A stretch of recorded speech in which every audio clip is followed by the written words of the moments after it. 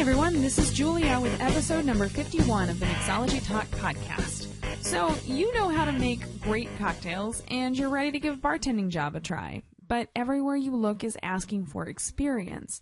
How are you supposed to get bartending experience when you don't have bartending experience? Today we're talking about just that. How to get your foot in the door of a bartending job when you don't already have any experience on your resume. If you want a summary of this episode, definitely head on over to the show notes at mixologytalk.com/51. And by the way, if you're a bartender with a pedometer, you're definitely going to want to listen to this episode. So let's hop in and see what Chris says about getting your first bartending job. Okay, so first, imagine you know how to make a decent cocktail. Okay, I'm trying. And now pretend that you have no experience whatsoever in hospitality or bartending or anything. All right, that's going to be a little bit harder to imagine, but go ahead. Harder. We're going here. So how would you go about getting your first bartending job without any experience at all? Yeah, this is a really great question. It's something we actually get asked quite a bit. And you're in that catch-22, just like when you get out of college, you have a dream job, you want to get a job there, but they only want people with experience. Bartending is the exact same way. Exactly, but how do you get experience if you can't get experience? So there are a couple easy ways to get experience as a bartender, and once you get that seal of approval on your resume, you're more likely to get a bartending job down the road. So the first thing I usually recommend people is if you know how to make some general cocktails like a gin and tonic, vodka soda, maybe even a Long Island iced tea, right? Yeah. Catering is actually a really great way to kind of build up your experience as a bartender. Now that I think about it, when you go to a wedding and they have an open bar, there's somebody standing there looking good in their black slacks and white button-up shirt. So there's a uniform, right? Yeah, definitely a uniform. But that's a good point, though, that you made a moment ago, which is you need to know how to make the standard sort of selection of drinks. Yeah, and there's certain amount of coaching that they'll be providing you, and if there's any specialty cocktails, most likely they'll have a recipe. So it's kind of like bartending with training wheels. I like it. Bartender water wings. And there is a lot of great experience that you get from catering. Week to week, day to day, you're definitely most likely going to be at a different location, depending on the type of catering you're doing. You make decent money too, right? You can make decent money. I know a lot of people that paid their way through college easily by doing catering. And obviously, it's most likely going to be your Fridays, your maybe Thursdays, but a lot of Saturdays. A lot of weekends. Yeah, you're going to be moving a lot of stuff. You're going to be setting up tables, breaking down tables. But to your point, I think the moral of the story here is that after you have this role and do it for a little bit, you can put bartender on your resume. Absolutely, and that will get you into maybe a more traditional bartending role that you're looking for. Now, you're probably not going to get hired by the top cocktail bar in town, but you can get your foot in the door, and you can get your foot behind the bar, right, and start working your way up. Absolutely. Now, the second way, and this is probably the most traditional way to become a bartender, is just start as a bar back. It's a brutal job, but you're going to learn a ton. And some bars, even no matter how many years of experience you have, you don't get a job there unless you start as a bar back, and that is everybody. Is that because of being useful learning time, or is it like hazing? Kind of like prove yourself, especially at some of the higher end places, a lot of bars that we may have heard of. You gotta show that you're part of the team, and to do that, you can't come in with a big ego. You start off at the bottom and you work your way up. So nobody's better than, washing dishes. And you all have done the same exact journey. So interesting. It's a very traditional way of becoming a bartender, and the education that you're going to get is by far the best out of a lot of these scenarios. Makes a lot of sense. But actually, to your point, what you just said was, even if I got bartending experience on my resume from a catering gig, I might still have to start as a bar back, depending on the bar. Yeah, absolutely. It's definitely a high possibility for sure. So definitely keep that in mind when you're going into this position. Keep an open mind. And if you're not willing to put the work in as a bar back, I would almost say you might want to rethink bartending, because that is a tough job. It is. It's a really, that's probably one of the most physical jobs. You're hefting like 50-pound kegs. You're moving every second of every minute that you're behind the bar. It is a tough job. The one thing I wish I got my pedometer wristband when Chris was still working behind the bar, because I would be all proud of my 10,000 steps and Chris would look at me and laugh. Oh, I guarantee you. I think that's like 2 hours of a bartender's day is 10,000 steps. Are there any bartenders out there who wear a pedometer? I guarantee you there are. Oh, yeah. Please. I would love to know. I've wondered about this. Come over to mixologytalk.com/51. Let us know in the comments. I want to see how many steps you guys are getting. I love this idea. I know. This is a really I'm going to great feel idea. so bad about my 10,000 steps. And I guarantee you there's an app on the iPhone, right, that you can download for a pedometer? Yeah, I have a pedometer app on my iPhone too, but you really have to have it in your pocket for it to count the steps, and I'm not sure if bartenders are going to be able to do that. Oh, I guarantee you they have their cell phones in their pocket. Do you think that shaking a cocktail would count as steps? Probably not. No? Unless you had one of those armbands like on your bicep you see people at the gym doing. Well, definitely go, let guys. us know if you've got a pedometer on your wrist and you shake cocktails with it. I want to know if that counts, because that would be hilarious. That would be amazing. Maybe we should do like a contest on that. The person with the highest there you go. steps per day. We'll have to think about this one. We'll see. If we do something about it, it'll be in the show notes. So definitely head on over there if you think you can beat us. I really like this idea, though. So the last way, but definitely not the least, is to start out as a waiter. And the reason we mention this especially is this is actually how Chris did it. Yeah, when I got into bartending, I had absolutely no experience. I was for about 2 weeks at a really fancy hotel. Excuse me? Until they gave me a pair of shorts that barely covered my man parts. So you were a pool boy? Yeah, absolutely. Oh, I can't believe I never told you that story. Oh my gosh. Were you at least carrying cocktails? No. I got the shorts and I was like, well, consider this my 2 weeks notice. So I think I worked there for like 2 3 weeks. So you wore the shorts for 2 weeks? Kind of, yeah. Oh my.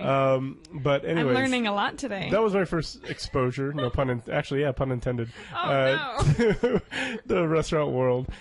Later on, like maybe 10 years down the road, I was a craps dealer and wanted to get into the bartending business, and that's what got me into it. And just love the high energy of a craps table. Yeah. And when I moved away from Vegas, I wanted to do something equally as exciting, and bartending was the only thing I can think of. Makes sense. So you knew you wanted to get into bartending, but you started as a waiter. Why did you make that decision? Basically, that was what they offered me. So I walked in, I had That's a a good resume reason. ready, and I talked to a couple different people, and the one place that actually hired me, I basically told them, I'm willing to do anything. I'm willing to wash dishes for you, but I'm going to be completely honest. In 6 months, I want to be a bartender. And, I think the lady So you paid your dues. You did the Yeah. work, and you did the position that they gave you, which is as a waiter. Right. But you kept reminding them over Yeah. time that you wanted to make your way behind the bar. Right, exactly. So once a month, I would continue to ask the lady that hired me, like, hey, I'd love to get, even on my own time, I'd love to get behind the bar and train. Let me know when's a good time. I never really was aggressive about it. Always very, very Persistent. respectful. Exactly. But I reminded her of what I was there for. And 6 months later, I was behind a bar, and then 6 months after that, I was their head bartender. Well, now you're just showing off. Yeah, well, yeah, I guess. I hope not. I really hope not. But I don't think this is an exception, because when Chris was working at a restaurant bar in San Francisco, he told me about a waiter there who had been very respectfully persistent, let's say, about how he wanted to work behind the bar. And over again, not every hour, but he would say he wanted to get his way behind the bar. And the way that they ended up working it out was they gave him one of the shifts that nobody wanted. And that's for a couple reasons. First of all, nobody wanted it, so he Right. didn't have to fight for the shift. And secondly, it's a lower volume shift. If I remember, it was a lunch shift, right, Chris? Right. Mhm. So it's going to be a lot of iced tea and a lot of Coca-Cola. But you get experience behind the bar, you get experience with your POS, you get experience working with customers, you get experience being the host, that hospitality personality, and you are going to get to make a cocktail or two. Yeah, and it definitely goes a long way. A lot of our job is just physical memory. So once you get exposed to being behind the bar, knowing where product is, knowing how to say product or what bottles look like, I mean that's probably the biggest step forward right there. Just with time, with repetition, you get faster, more stuff, more recipes, just by being on the job. So Yeah, that makes a lot of sense. yeah, and it's all about the attitude that you approach this thing, and that's why a lot of these higher end places, maybe that's why they have people start at the bottom, is to show their attitude and to show their, positive work ethic and show that they're willing to contribute to the team, and they don't come in with a big ego like, who I am. So it's really important. And once you can find somebody that can do that, and is part of a team, then you can train anybody to become a bartender.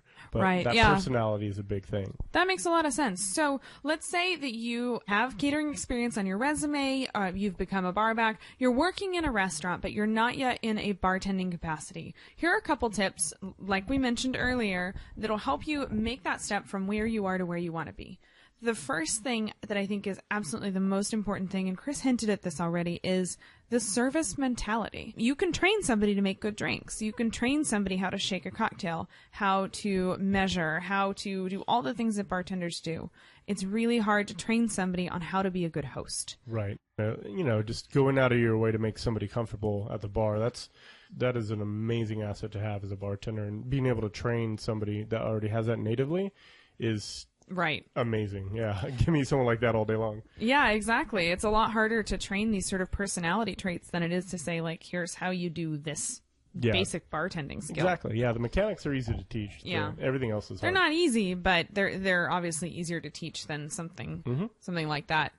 So on a day-to-day basis in your role, here are a couple of tips that I think, and Chris as well, thinks will help you make your way into a bartending role. So first and foremost, if your bar where you're working as a barback or as a waiter offers training, take them up on it. Get your foot in the door. See if you can be a part of that training, even if it wouldn't normally be something that you'd be on the list for. Yeah, and if they're holding bar meetings or they're doing any kind of bartender training, definitely put your hand up and ask to be involved. And at that point, if they don't know you want to be a bartender, they will after that. What if it's your own time? I mean, would you go to those meetings even if you're not getting paid? Absolutely. I mean, if your end goal is to get into the bartending world, you have to show the initiative. You have to make it clear that I'm absolutely dedicated and I want a bartending position. And along that note, offer to help any way you can. And this is two things. First of all, it's knowing what's going on and anticipating things that need to happen,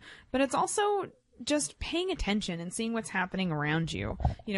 Is there a stock of glassware?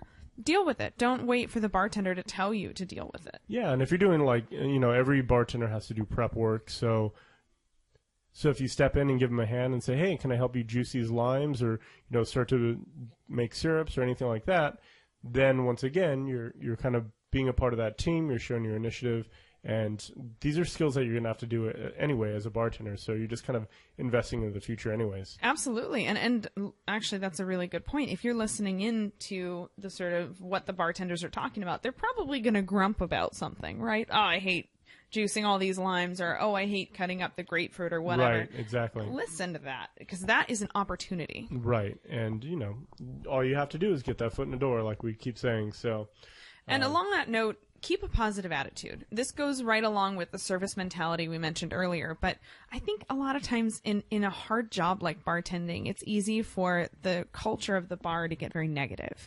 Yeah, it could definitely get negative, and just maintaining a really positive outlook on things. Not like blowing rainbows everywhere. That sounds messy. Yeah, it is. The clean up aisle 4, please.